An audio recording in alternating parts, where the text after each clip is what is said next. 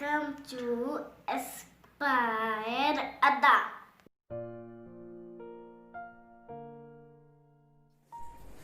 Hello and welcome प्यारे बच्चों। बहुत अच्छा लगा आपका रिव्यू सुन के, देख के, आपकी कॉल से। और सबसे हैरानगी की बात तो ये है कि अभी जीएस का पेड कोर्स लॉन्च ही किया है, तो अभी हमने फी के लिए बोला भी नहीं है। बहुत सारे बच्चों ने खुद ही फी भी पेमेंट कर दिया है। ये आपका ट्रस्ट है और हम एस्पायर अड्डा की तरफ से मैं खुद इस बात का वादा करता हूं कि ये आपका ट्रस्ट मैं गिरने नहीं दूंगा। आप सबकी सिलेक्शन के बाद आपसे मिठाई खानी है आपके घर पे आके, तब आपको लगेगा हाँ हमारा काम किया एस्पायर अड्डा है। देखिए,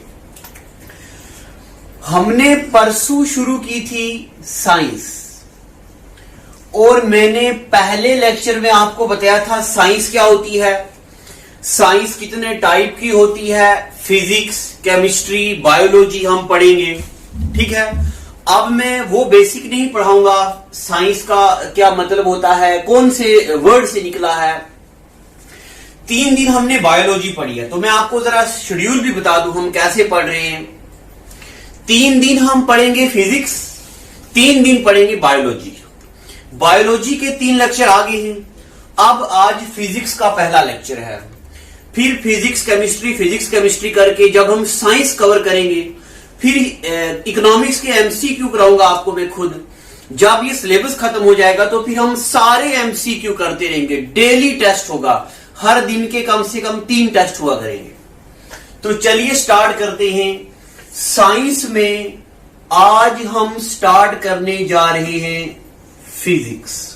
ठीक है, डरना नहीं है कि फिजिक्स हमने नहीं पढ़ी है, बेसिक नहीं है, अच्छी नहीं लगती है फिजिक्स। मैंने आपको बोला हुआ है, मैं जहां पेन रखूंगा वहां से बेसिक शुरू होगा। ठीक है, इसके लिए कोई बेसिक की जरूरत नहीं है, आपने पहले पढ़ा हो या ना पढ़ा हो। मैं बिल्कुल जीरो से शुरू कर रहा हूं। प्यारे बच्चों, फिजिक्स निकला है ग्रीक वर्ड फ्यूजस से। फिजिक्स किससे निकला है? फ्यूजस से। और फ्यूजस का मतलब होता है नेचर। क्या मतलब होता है? नेचर। फिजिक्स निकला है ग्रीक वर्ड फ्यूजस से, जिसका मतलब होता है नेचर। यानी कि हमें नेचर और नेचुरल फिनोमिना पढ़ना है इसमें।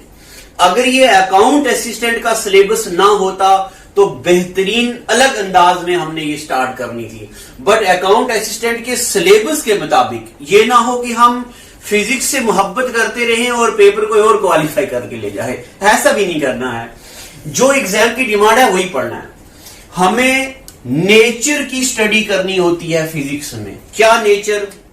जमीन कैसे घूम रही है, आखिर ये जमीन सूरज के साथ क्यों नहीं चिपक जाती, इन सारी बातों का जवाब हम फिजिक्स में पढ़ते हैं। अगर आपने कभी ना कभी रिलीजन स्टडी किया हो, किसी रिलीजियस को पढ़ा हो, हिंदू रिलीजन को पढ़ा हो, इस्लाम को पढ़ा हो, क्रिश्चियनिटी को पढ़ा हो, किसी भी रिलीजन को पढ़ा हो, तो मैं आपको बताऊं, कुरान में सूरा मुल्क है, उसमें खुदा कहता है जरा निकलो घर से, आओ मेरे आसमान को देखो, सुम्मा तराफिल खल्की रहमान। तुम जब जब मेरे आसमान को देखोगे तुम्हारी नजर थक कर लौट कर वापस आएगी। तुम मेरी बनाई हुई चीज में कोई खलल नहीं देखोगे, डिस्टरबेंस नहीं देखोगे, कुछ इम्बैलेंस नहीं देखोगे। यही वो फिजिक्स है जो नेचर हमें, जिसमें हमें नेचर को स्टडी करना है। ठीक है, अब मैंने आपको बेसिक बता दिया, फिजिक्स फ्यूजस से निकला है, जिसका मतलब होता है नेचर। अब एग्जाम की डिमांड को समझते हैं। अकाउंट असिस्टेंट जेकेएसएसबी हमसे क्या चाहता है, तो मैं पहले आपको बताऊं, हमारे सिलेबस में है लाइट चैप्टर, हमारे सिलेबस में है वेव्स चैप्टर, और हमारे सिलेबस में है ऐसे छोटे मोटे चैप्टर्स हैं, और फिर इन्वेंशन एंड डिस्कवरीज हैं। तो हम सबसे पहले मैं वो टॉपिक शुरू करूंगा जहां से सबसे ज्यादा सवाल आते हैं। देखो, तो फिजिक्स में सबसे पहले हम पढ़ेंगे लाइट चैप्टर पढ़ेंगे। ठीक है, लाइट। गौर से सुनिएगा, आज के बाद आपको ये चैप्टर पढ़ने की जरूरत कभी नहीं पड़ेगी, चाहे जो भी एग्जाम दें आप। अगर आपके पास घर में एनसीईआरटी की किताब है, अगर उसी एनसीईआरटी में नरेंद्रा की 10th क्लास की गाइड है, तो मैं डिट्टो वहां से पढ़ा रहा हूं, पॉइंट टू पॉइंट। सारी नरेंद्रा की गाइड इस खोपड़े में छाप के रखी है मैंने, बस निकालनी है, यहां लिखना है, बोलना है और आपके दिल में फिजिक्स के लिए प्यार डालना है, बस। अगर नरेंद्रा की गाइड नहीं है तो आप नोट्स बनाएं, अगर गाइड है तो बस उसको पकड़ो, हाईलाइट करो। मैं सारा वहां से पढ़ा रहा हूं, 10th क्लास की नरेंद्रा की गाइड। देखो, सबसे पहला point, study of light is known as optics. 12th class में आपने पढ़ा है chapter, study of light is known as optics. ठीक है, इतनी बातें पता चल गई आपको। अब ऑप्टिक्स में हमें क्या क्या पढ़ना होता है? ऑप्टिक्स में हम लाइट को पढ़ते हैं। अब लाइट के क्या क्या प्रॉपर्टीज हैं, क्या क्या फिनोमिना हैं, मैं आपको वो पढ़ाने जा रहा हूं। देखिए, मान लो मैंने ये कोई लाइन लगाई है और यहां पे ये कोई दूसरी लाइन लगाई है, ठीक है। ये कोई रे ऑफ लाइट आ रही है, ये कोई लाइट आ रही है, ये ठीक है। यहां पे ये भी कोई लाइट आ रही है, दो लाइट की रेज आ रही है, ठीक है। एक लाइट की रे ये आ रही है, दूसरी लाइट की रे ये आ रही है। मान लो यहां पे रखा है हमने कोई मीडियम एयर है और इसके नीचे कोई दूसरा मीडियम है वाटर।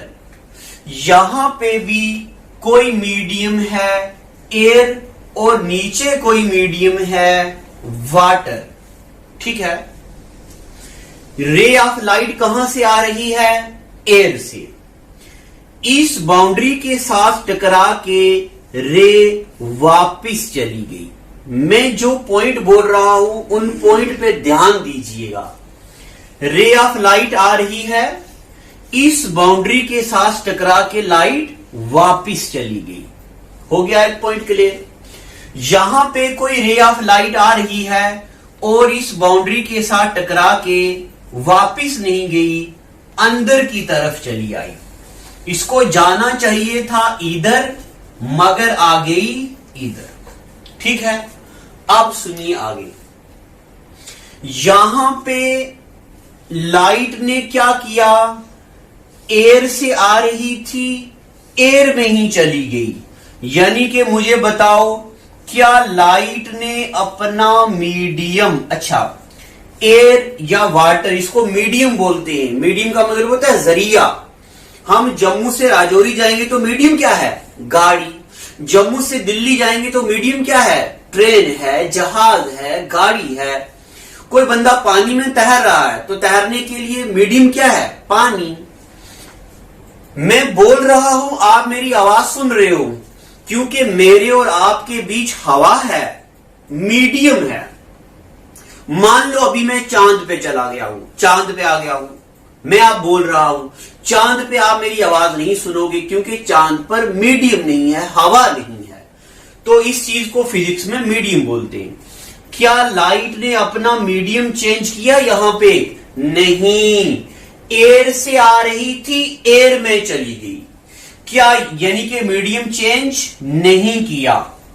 यहां पे बात करते हैं, मैं यहां लिख रहा हूं, क्या लाइट ने अपना मीडियम चेंज किया? लाइट एयर से आ रही थी, पानी में चली गई, तो लाइट ने अपना मीडियम चेंज किया, तो मैं इसलिए इसको लगा रहा हूं टिक। क्या लाइट ने अपना पाथ चेंज किया यहां पे? हां, देखिए लाइट इस रास्ते से आ रही थी, इधर चली गई, पाथ चेंज किया। क्या यहां पे लाइट ने अपना रास्ता चेंज किया? हां, किया। इस रास्ते से आ रही थी, इधर चली गई। मीडियम भी चेंज हुआ, पाथ भी चेंज हुआ। मीडियम चेंज नहीं हुआ, पाथ चेंज हुआ। अब सुनिए बात ज्ञान की। क्या? The change in path of light without change in medium is known as, क्या बोलते हैं इसको? इसको बोलते रिफ्लेक्शन। क्या बोलते हैं? रिफ्लेक्शन। मैंने वो डेफिनेशन नहीं पढ़ाई जिसमें लिखा है bouncing back of light in same medium. क्यों? ये डेफिनेशन एक बार एसएससी सीजीएल में आ चुकी है। आप किरन्स के पुराने पेपर उठाइए, वहां देखेंगे आपको तीसरा चौथा सवाल साइंस में मिलेगा। The change in path of light without change in medium is known as, क्या बोलते हैं उसको? रिफ्लेक्शन। एग्जाम की डिमांड के मुताबिक पढ़ा रहा हूं। यहां the change in path of light along with change in medium, path भी चेंज हो रहा है, मीडियम भी चेंज हो रहा है, इसको बोलते हैं फिजिक्स में रिफ्रैक्शन। क्या बोलते हैं इसको? रिफ्रैक्शन। तो ये लाइट के दो प्रॉपर्टीज या दो फिनोमिना हम पढ़ते हैं। एक पढ़ते रिफ्लेक्शन, दूसरा हम पढ़ते हैं रिफ्रैक्शन। ठीक है? यहां तक मैं कोशिश करूंगा कि इसका रिटन मटेरियल आपको दे, बट अगर पॉसिबल नहीं हुआ तो आपको लिखना है heading light, study of light is optics. दो फिनोमिना है लाइट के, एक रिफ्लेक्शन और दूसरा रिफ्रैक्शन। रिफ्रैक्शन की definition soon low, change in path of light along with change in medium. Path भी चेंज हो रहा है, मीडियम भी चेंज हो रहा। यहां पे पाथ चेंज हो रहा मगर मीडियम चेंज नहीं हो रहा। एयर से आई लाइट एयर में ही जा रही है, इसको बोलते रिफ्लेक्शन, इसको बोलते रिफ्रैक्शन। यहां तक ठीक है? अब हम आपके जहन में एक सवाल आना चाहिए, माफी लाइन का लगाए हो बीच में, ई लाइन का लगाए हो बीच में। अभी इसके बारे में ज्ञान की बातें करते हैं। इतना लिख दिया आपने, साफ करता हूं मैं। चलिए देखो, इसको साफ करते करते एक शेर भी सुनाते आपको। शायर कहता अपने महबूब से कि तुम्हें बहुत घुमंड है अपने आप पे, मुझे देखते ही नहीं हो। क्या बात है? यानी कि शायर कहता कि तेरी निगाहे नाज में मेरा वजूद बेवजूद, तुम्हारी नखरे वाली जो नजर है उसके सामने मैं जीरो हूं। तुम्हारी तेरी निगाहे नाज में मेरा वजूद बेवजूद, और मेरी निगाहे शोक में तेरे सिवा कोई नहीं। ये कि तेरे अलावा मेरी जो मोहब्बत की नजर है, तेरे अलावा उसमें कोई नहीं है। चल ठीक है, फिर इसके साथ शायरी भी करते, थोड़ी आपको यादें भी दिलाते पुरानी, जब आप जम्मू हुआ करते, जब आप तो घर पे बैठे हो। चलो तो देखो, अब मैं आपको और बेसिक चीजें बताने जा रहा हूं रिफ्लेक्शन के बारे में। गौर से सुनिएगा प्यारे बच्चों, आज के बाद फिजिक्स की जरूरत नहीं पड़ेगी आपको। एनसीईआरटी की किताब है साइंस की, तो खोल के रख दो। देखो देखो, जो वो मैंने बीच में लाइन लगाई थी अभी, उस लाइन को बोलते हैं मिरर। क्या बोलते हैं? मिरर। तो मिरर से बहुत सवाल आते हैं पेपर में। अब मिरर कितने किस्म के होते हैं? आप सबके दिमाग में आ रहे हैं 2 पॉइंट, मुझे पता है। क्या मैं बताऊं? आप सबके जहन में आ रहा है एक कनकेव मिरर और दूसरा कन्वेक्स मिरर। आ रहा है कि नहीं आ रहा? हाँ, मुझे पता है प्यारे बच्चों, बहुत टाइम लिया है मैंने, क्योंकि जब जब मैंने पढ़ाया तब तब बच्चों ने बोला सर 2 किस्म के मिरर होते, एक कनकेव और दूसरा कन्वेक्स। नहीं, ऐसा हरगिज नहीं है, ये निहायत ही गलत जवाब है। देखिए, 2 किस्म के मिरर होते हैं।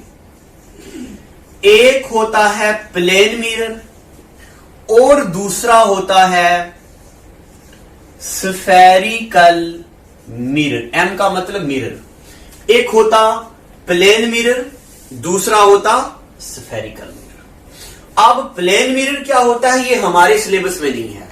घर पे जो हमारा थोबड़ा देखने वाला शीशा होता है वही होता है प्लेन मिरर। इसमें से कभी सवाल आता नहीं पेपर में। स्फेरिकल मिरर हमें पढ़ना है। अब स्फेरिकल मिरर क्या होता है? क्या होता? अरे कुछ भी नहीं होता, बस वो मिरर जिसकी शक्ल सफेर की तरह हो, उसको स्फेरिकल मिरर बोलते हैं। और क्या बोलते हैं, खत्म बात। Any mirror which is spherical in shape is known as spherical mirror. ठीक है यहां तक। अब आगे देखिए, अगर हम स्फेरिकल मिरर को काटें बीच में से तो दो किस्म के मिरर बनते हैं। एक हिस्सा बनेगा ये और दूसरा हिस्सा बनेगा ये। ठीक है यहां तक। अगर हम इस मिरर को बाहर वाली साइड से पॉलिश करें और लाइट की रिफ्लेक्शन होगी अंदर वाली साइड से, इस मिरर को बोलते हम कनकेव मिरर। क्या बोलते, कनकेव मिरर। और अगर हम पॉलिश करें अंदर वाली साइड से तो रिफ्लेक्शन ऑफ लाइट आ रही, रिफ्लेक्ट हो रही, कहां से हो रही, बाहर वाली साइड से, इसको बोलते हम कन्वेक्स मिरर। ठीक है। अब मैं आपको डेफिनेशन सुना रहा हूं 10th क्लास की, नरेंद्रा की, साइंस की, गाइड की। क्या, what is concave mirror? It is a type of spherical mirror in which reflection of light takes place from inner side। हो गया concave mirror की definition। What is convex mirror? It is a type of spherical mirror from which reflection of light takes place from outer side। मगर हम 10वीं का paper थोड़ी दे रहे हैं, डेफिनेशन नहीं पूछेगा एग्जामिनर। एग्जामिनर क्या पूछेगा, दो मिरर के बीच 60 डिग्री का एंगल है, 60 डिग्री का, बताओ एक ऑब्जेक्ट की कितनी इमेजेस बनेंगी। ये एग्जाम का लेवल का है, सवाल है। तो हम वहां तक पहुंचेंगे, डायरेक्ट में वहां नहीं जाऊंगा, बेसिक पढ़ेंगे तो आगे पहुंचेंगे। कनकेव मिरर आपको पता चल गया, कन्वेक्स मिरर पता चल गया। अब हम पहले कनकेव मिरर और कन्वेक्स मिरर का बेसिक पढ़ेंगे, फिर इमेज फॉर्मेशन पढ़ेंगे, फिर एडवांस लाइट के या ऑप्टिक्स के पेपर के क्वेश्चनों की तरफ जाएंगे जो हमें पूछे जाते हैं। यहां तक पता चल गया आपको? चलिए, मैं उम्मीद करता हूं कि आपको ये पता चल गया है। अगर नहीं तो हम कौन सा दूर हैं आपसे। ये स्क्रीन पे नंबर चल रहा है, हमारी पूरी टीम आपके लिए तैयार है हमेशा। इस नंबर पे कॉल कीजिए, हमारा एग्जीक्यूटिव कॉल उठाएगा। आप जिस भी फैकल्टी से बात करना चाहते हैं तो हमारे एग्जीक्यूटिव आपको फैकल्टी से बात करवा देंगे। और खास बात, अगर सिविल्स जेई की तैयारी कर रहे हैं तो जेई की क्वालिफाइड फैकल्टी आपसे बात करेगी। अगर किसी भी एग्जाम के लिए तैयारी करना चाहते हैं तो वो सारे आपको गाइड कर रहे हैं। हमेशा हम रेडी हैं आपके लिए। अभी हमने पढ़ा मिरर्स, अब हम पढ़ेंगे मिरर के पॉइंट्स। क्या पढ़ेंगे? मिरर के पॉइंट्स। आपको 10वीं क्लास याद आएगी अभी अपनी, और ये पॉइंट पेपर में पूछे जाते हैं। बेसिक से, जीरो से पढ़ रहे हैं हम। देखो, ये मैंने बनाया है मिरर। क्या बनाया है? मिरर। अगर मैं इस मिरर को यहां से, अब गौर से सुनिएगा, बहुत गहराई की बात बता रहा हूं। मैं मिरर को यहां से पॉलिश कर रहा हूं। ये जो लाइनें हैं, मिरर के पीछे सिल्वर की कोटिंग होती है, पॉलिश होती है, तभी मिरर में हमारा थोबड़ा दिखता है। अगर मिरर के पीछे पॉलिश नहीं होगी तो हम खुद को देख नहीं पाएंगे। ठीक है, अब सुनिए प्यारे बच्चों, आप मुझे बताओ, ये कोई रे ऑफ लाइट मिरर पे पड़ रही है, दिख रही है बच्चों? आपको दिख रहा है? सर आपको दिख रहा है? चलो वेरी गुड। तो ये मिरर पे कोई लाइट पड़ रही है, क्या ये लाइट रिफ्लेक्ट करेगी? आप बताओ, करेगी? हाँ, वेरी गुड। ये लाइट यहां से रिफ्लेक्ट करेगी। क्यों? क्योंकि यहां पे पॉलिश है। अगर ये लाइट यहां पे पड़ रही है, क्या ये लाइट रिफ्लेक्ट करेगी? नहीं, क्योंकि यहां पे पॉलिश नहीं है। तो पॉलिश कितने एरिया में है? इतने एरिया। यहां से कितने एरिया में है? इतने एरिया में। तो वो वाला एरिया जहां पे मिरर को पॉलिश है और लाइट रिफ्लेक्ट हो रही है, इस एरिया को बोलते हैं अपर्चर। क्या बोलते हैं इसको? अपर्चर बोलते हैं। What is aperture? It is length of mirror. What is aperture? It is length of mirror. It is length of mirror from which reflection of light takes place. ठीक है, इतनी बातें पता चल गई आपको? चलिए, अब मैं ये उम्मीद करता हूं कि आपको अपर्चर का मतलब पता चल चुका है। मैं एक बार फिर से रिवाइज करता हूं। देखिए, वो वाली लंबाई जहां से लाइट रिफ्लेक्ट होगी, यानी कि जितनी लंबाई पे पॉलिश की हुई है, उस लंबाई को क्या बोलते हैं? अपर्चर बोलते हैं। ठीक है, अब जरा मुझे बताओ, the area of mirror from which reflection of light takes place is known as focal length, aperture, power of mirror, power of lens, centre of curvature, या क्या क्या बोलते हैं इसको? अपर्चर बोलते हैं। ठीक है, यहां तक। अब धीरे धीरे चीजों का लेवल बढ़ाते चले जाएंगे, आपको फिजिक्स से प्यार हो जाएगा। और मैं आपको बताऊं, एस्पायर अड्डा की टीम को दिन रात कॉल्स आते हैं। 90% कॉल्स ऐसे होते हैं जो बोलते हैं सर पढ़ाई छोड़ दी थी, सोचा था अब जॉब नहीं लगेगी, बट हिस्ट्री और कंप्यूटर एस्पायर अड्डा का देखा है तो जिंदगी में दोबारा से उम्मीदें जाग रही हैं। अभी मैं अपने इंस्टीट्यूट का या एस्पायर अड्डा का मैं नॉर्मल बंदा हूं, बिल्कुल मामूली बंदा। अभी आपने फैकल्टी नहीं देखी है, अभी आपने सिविल्स की क्लास नहीं अटेंड की है। जिस बंदे ने जम्मू के बड़े बड़े होटल्स की कंस्ट्रक्शन की है, जो बंदा जेई क्वालिफाई कर चुका है, उनकी क्लास आप लेंगे तो आपको कितना मजा आएगा। ऐसी ऐसी टीचर्स भी हैं जो घर बैठे अभी आराम से अपने ऑफिस में काम कर रहे हैं। बस जैसे लॉकडाउन खत्म होगा तो क्लास शुरू होगी, तब आपको पता चलेगा कि आज तक बच्चे कहां थे, आज हम क्या पढ़ने जा रहे हैं। ठीक है, तो चलिए, अपर्चर हमने पढ़ दिया। अब कुछ और बातें पढ़ते हैं। देखो प्यारे बच्चों, मान लो इस मिरर की लेंथ है 10 मीटर, यहां से ऊपर तक कितनी है? 10 मीटर। ये वाला पॉइंट है जो मिरर का मिड पॉइंट है। इसको सेंटर मत बोलिएगा, सेंटर नहीं है, ये भी मैं बताऊंगा सेंटर क्या होता है। इसको बोलते हैं, ये पॉइंट अगर यहां से लेके यहां तक 10 मीटर है तो 5 ये होगा और 5 ये। इस पॉइंट को बोलते हैं पोल। क्या बोलते हैं? Pole. What is pole? It is mid point of mirror.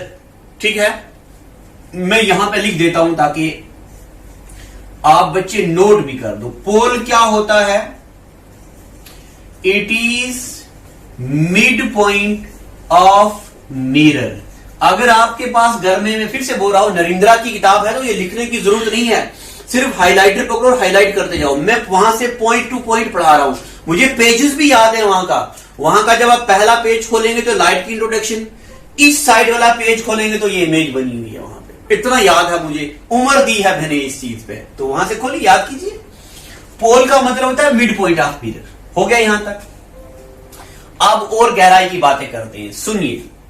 देखो, मान लो ये सर्कल है, अंडा बन गया है, चलो अंडा खाएंगे, अंडे को हटाते सर्कल बनाते।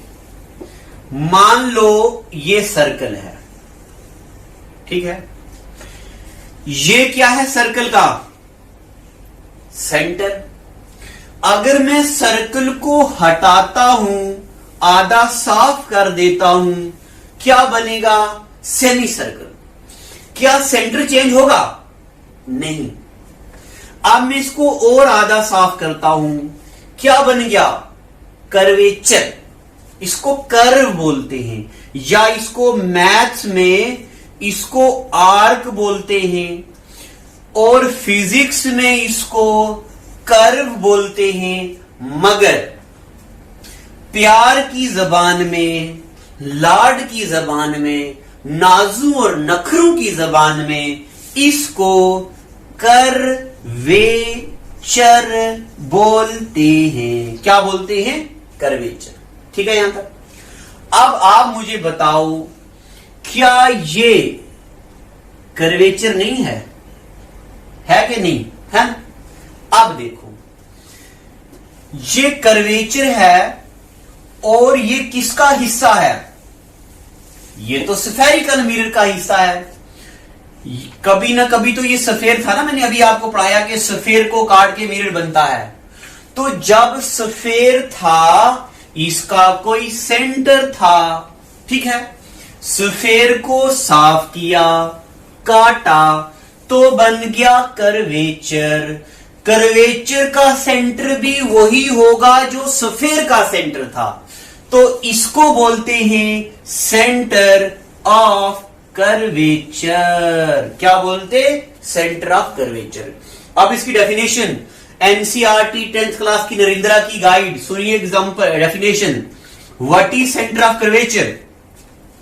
Centre of curvature is centre of sphere, उसी सफेयर का सेंटर है, of which mirror is formed, जिस सफेयर को तोड़ के काट के हमने मिरर बनाया, उसी का ये सेंटर है। ठीक है यहां तक। तो अभी हमने 3 डेफिनेशनें पढ़ी। एक पढ़ा अपर्चर, एक पढ़ा पोल यानी कि mid point of a mirror, एक पढ़ा centre of curvature. Centre of curvature क्या होता है? It is centre of sphere of which mirror is formed. ठीक है यहां तक। और आगे पढ़ते, एक डेफिनेशन, 2 डेफिनेशन, 3 डेफिनेशन। चौथी डेफिनेशन, मैं एक लाइन ड्रॉ करता हूं, ये लाइन सेंटर ऑफ कर्वेचर और पोल को जोड़ती है और आगे की तरफ एक्सटेंड होती है। इस लाइन को फिजिक्स में बोलते हैं प्रिंसिपल एक्सिस। क्या बोलते हैं इसको? Principal axis. What is principal axis? It is a line joining pole and centre of curvature. इस लाइन को क्या बोलते हैं? इसको बोलते हैं प्रिंसिपल एक्सिस। ठीक है यहां तक। चलते आगे और ज्ञान की बातें करते हैं। चलो, अब मुझे उम्मीद है जो जो बातें आपको पता चल चुकी हैं मैं वो साफ करता हूं, ताकि नई चीजें पढ़ाने में और आपको दिखाने में मुझे कोई प्रॉब्लम ना हो। देखो ये क्या पॉइंट है? अब मैं इसको लिख रहा हूं। ये वाला पॉइंट क्या है? ये पॉइंट पोल है, ये लेंथ है अपर्चर। कंफ्यूज नहीं होना है, ठीक है। अब देखो, मैं यहां पे आपको कुछ पढ़ाने जा रहा हूं। ये क्या है? सर्कल। ये क्या है? सेंटर। आप मुझे बताओ इस लाइन को क्या बोलते हैं? क्या बोलते हैं? हाँ, वेरी गुड, वेरी गुड प्यारे बच्चों।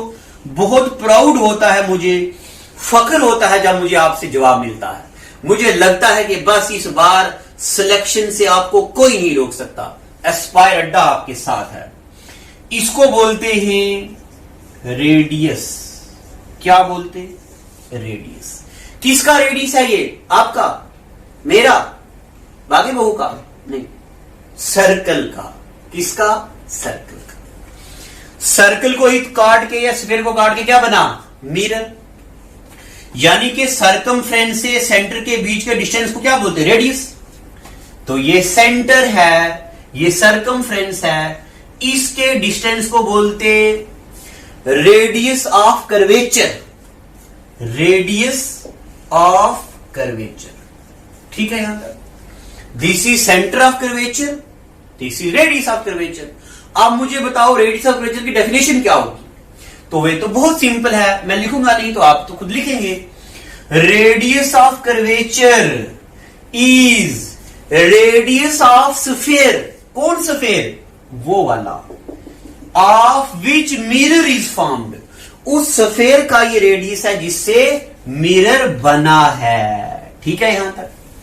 चलिए दूसरी definition, distance between pole and centre of curvature is known as radius of curvature. ठीक है, यहां तक आगे पढ़ते हैं। मुझे उम्मीद है कि यहां तक मैं आपको समझाने में कामयाब रहा हूं, और थोड़े सारे एक दो पॉइंट पढ़ते हैं, फिर बाकी अगले एपिसोड में के लिए भी कुछ रखेंगे।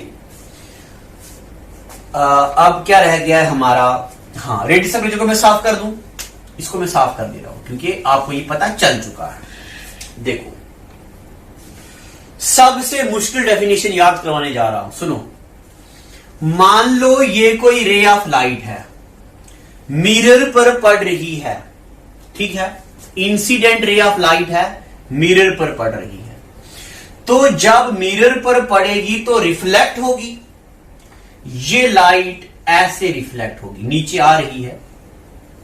ये कोई दूसरी रे ऑफ लाइट है, ये मैं दो एरो बना रहा हूं, मतलब दूसरी मिरर पर पड़ रही तो रिफ्लेक्ट हो रही है, ये रिफ्लेक्ट हो रही है, ठीक है। कोई तीसरी रे ऑफ लाइट है, ये मैंने बना दी, मिरर पर पड़ रही, रिफ्लेक्ट हो रही है, यहां पे ये तीन एरो मतलब तीसरी रे ऑफ लाइट। अब देखो यहां पे एक चीज कॉमन है, क्या? ये वाली पहली ray of light principal axis के पैरेलल है। पैरेलल लाइनें वो होती हैं जो आपस में एक दूसरे को कट नहीं करती। एक लाइन ये, दूसरी लाइन ये, क्या ये पैरेलल हैं? नहीं, ये देखो काटेंगे आगे चल के, तो ये दोनों पैरेलल लाइनें हैं। तो ये लाइन प्रिंसिपल एक्सिस के क्या है? पैरेलल। ये दूसरी लाइन भी प्रिंसिपल एक्सिस के क्या है? पैरेलल। ये तीसरी लाइन भी प्रिंसिपल एक्सिस के क्या है? पैरेलल।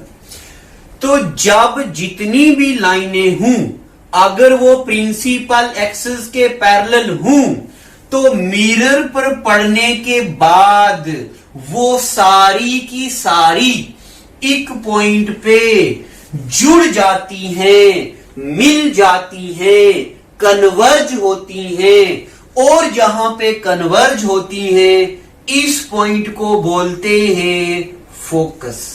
क्या बोलते हैं? फोकस। ठीक है, तो मैं आपको जरा रिकॉल करवा दूं ताकि आपको कुछ परेशानी ना हो। अभी हमने कितने पॉइंट पढ़े हैं? पहले नंबर पे हमने पढ़ा अपर्चर। अपर्चर का मतलब होता है length of mirror from which reflection of light takes place. दूसरे नंबर पे हमने पढ़ा pole. Pole is mid point of mirror. तीसरे नंबर पे हमने पढ़ा सेंटर ऑफ कर्वेचर।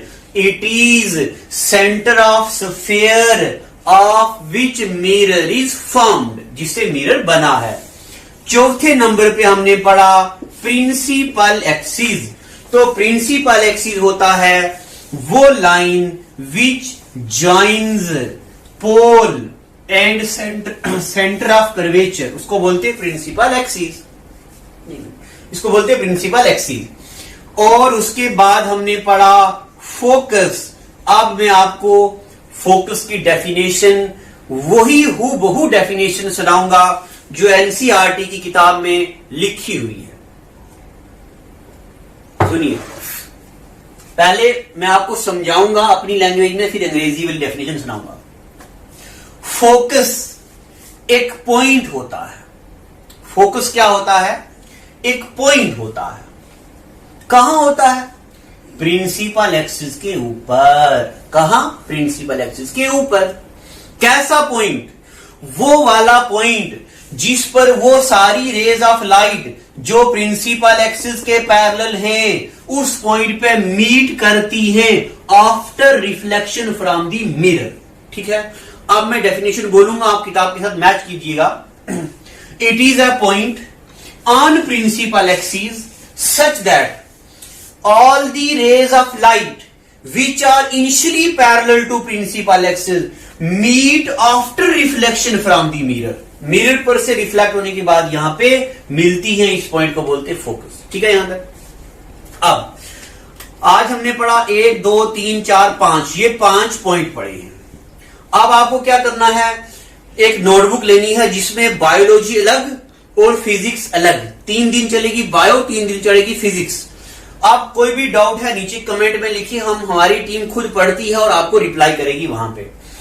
कल हम इन पॉइंट से जुड़ी हुई आगे और चीजें पढ़ेंगे। फिजिक्स में ऐसा होता है कि अगर आपको पहला लेक्चर समझ नहीं आया तो अगला नहीं आ सकेगा, पॉसिबल नहीं है। ये सारा आप पढ़ेंगे, इसके आगे हम अगले एपिसोड में आपको पढ़ाएंगे और जितनी भी चीजें हैं वो हम क्लियर करेंगे। सिविल जेई का बैच चल रहा है, देखिए जीएस स्पेशल का बैच चल रहा है। आज कुछ बच्चे पूछते थे कि ये जीएस किस किस एग्जाम के लिए है। जो हम जनरल स्टडी का बैच ला रहे हैं, मैथ का तो फुल हो गया, मैथ में कोई सीट नहीं है। 30 बच्चों के लिए मैथ ओपन किया था, अब लगभग 62 बच्चे आगे हैं, तो अभी बंद कर दिया है। देखो, जो अब हमारा जीएस का बैच है उसमें जीएस किस किस एग्जाम के लिए है। सबसे पहले तो एसएससी सीजीएल की पूरी जनरल स्टडीज पढ़ाएंगे, उसके बाद एमटीएस, रेलवे सबके लिए, एनडीए और सीडीएस की जीएस होगी, जेके एसएसबी के जितने भी एग्जाम हैं उन सारे एग्जाम के लिए वो जीएस है। और अभी टाइपिंग जूनियर असिस्टेंट के लिए जितने भी एग्जाम हैं उनमें भी जो छोटी मोटी जीएस है वो तो छोटी सी है, वो तो सारी की सारी इसमें कवर हो जाएगी।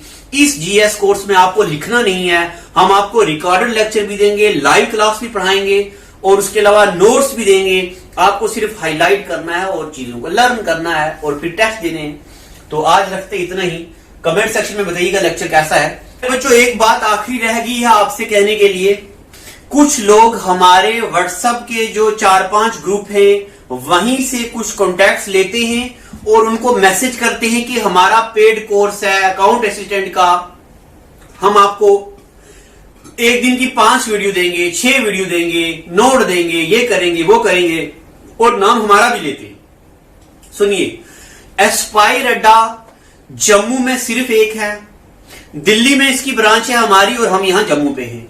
उसके अलावा एस्पायर अड्डा की कोई भी फैकल्टी किसी भी दूसरे इंस्टीट्यूट का पार्ट नहीं है। जम्मू का, कश्मीर का कोई भी कैंडिडेट हमारे इंस्टीट्यूट का पार्ट नहीं है। हमारी सारी की सारी फैकल्टी हमारी खुद की ट्रेंड फैकल्टी है, बाहर के लोग हैं हमारे साथ, यहां का कोई बंदा नहीं है। अगर आपको कोई कहता है कि मैं एस्पायर से हूं या मेरे वहां पे कोई टीचर हैं, हम आपको कोर्स सस्ता दिलाएंगे या हम आपको नोट्स देंगे, हमारा कोर्स खरीदिए, तो ये ऐसे चक्रों में बिल्कुल नहीं पढ़ना है। हमारा इसके अलावा कोई अलग से पेड कोर्स नहीं है, जो भी है हमारे ऑफिशियल यूट्यूब चैनल से। ऑफिशियल हमारा हेड ऑफिस है जम्मू में, एक हेड ऑफिस बख्शी नगर है, दूसरा हेड ऑफिस हमारा कनाल रोड है, तीसरा हेड ऑफिस हमारा सिद्रा में है जम्मू में। आप कहीं पे भी कॉल करके पूछ ले सकते हैं। जब तक हमारी फैकल्टी बात ना करे, हमारे एडमिन बात ना करे, तब तक आपको किसी भी कोर्स में एनरोल नहीं होना है। ये झूठे लोग हैं, झूठी बातें फैला रहे, हमारा नाम लेके कोर्स बेच रहे और हमारी ही वीडियोस को एडिट करके आप बच्चों को बेच रहे हैं। तो प्लीज इनसे आप जरा सावधान रहिएगा, ऐसे झांसू में बिल्कुल मत पड़िएगा। Thank you and God bless you. Well, it is hard time for all of us. Due to coronavirus, we have break the situation as earlier it was. But time never stopped for anyone. But it doesn't mean that we should go out and prepare for all the competitive exam. We can utilize this time by doing self-study and taking help of Aspire Adda YouTube channel. To start with, you need to prepare a proper schedule for all the subject, and without going out, you should complete all the syllabus by yourself. And when the critical situation will end, here you are. Hooray! You are ready for all the competitive exam. Utilize this time until it go. Aspire Adda Institute, best institute in Jammu for all the competitive exams. We care for you. Stay home.